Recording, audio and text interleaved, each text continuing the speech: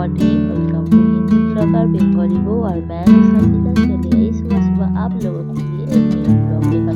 और देखिए सुबह सुबह সকাল বন্ধুরা সকাল সকাল দেখো চলে এসেছি রান্না করতে। खाना बनाने के लिए चलिए आई खाना। और आज হবে बनाएंगे पत्ता गोभी साथ में आलू देकर।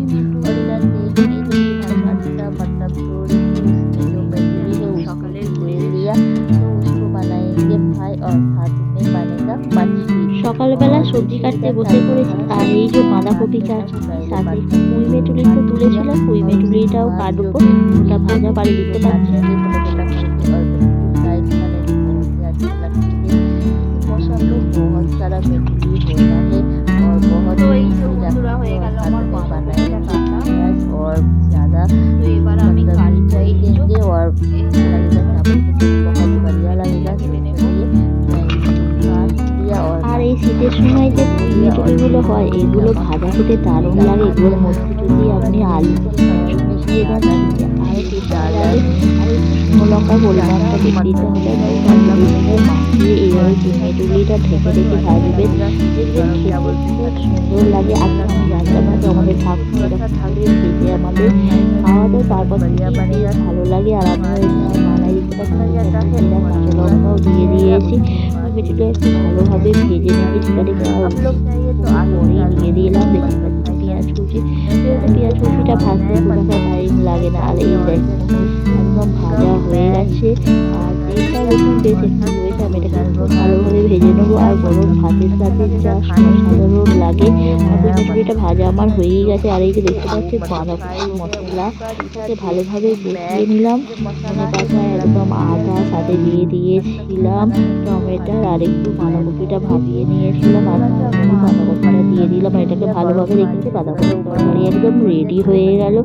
আর এদিকে ঠাকুমা তো মাছ তো আমি ধুয়ে রেডি করে রেখেছিলাম, সাথে মুগের ডাল বানিয়ে নিলাম।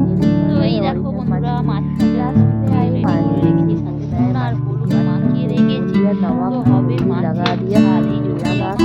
আর শীতে তো ভোলা মাছ খেতে দারুণ লাগে। আর আগে এই खाना बनाने के लिए और ये चावल पहले से बना हुई है। तो देखिए दाल मतलब अभी बन गया है और इसको आप डाल दीजिए। और मैं उसके बाद देखिए मछली को पूरा तैयार कर लिया और भारी गरम थोड़ा सा इधर उधर कर रहा है। इसका भाजा होगा ये। और मैं रोटी मछली डाल दूँगी, छोला मछली को डाल दूँगी, और छोला मछली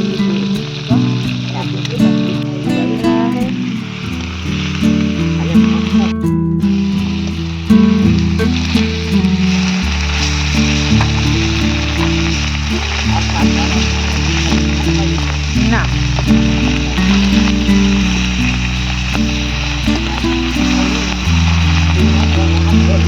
ধীরে ধীরে দেরি হয়।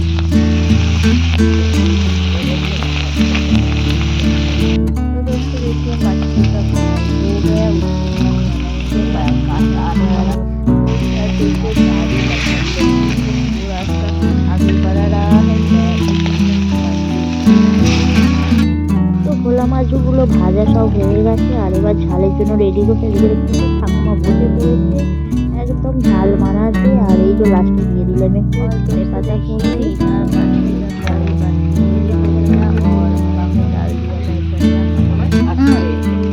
এদিকে ভোলা মাছগুলো দিয়ে দিলাম ঝালের মধ্যে। আর একটু ঝালটা দিয়ে ভোলা মাছগুলো নামিয়ে নেবো।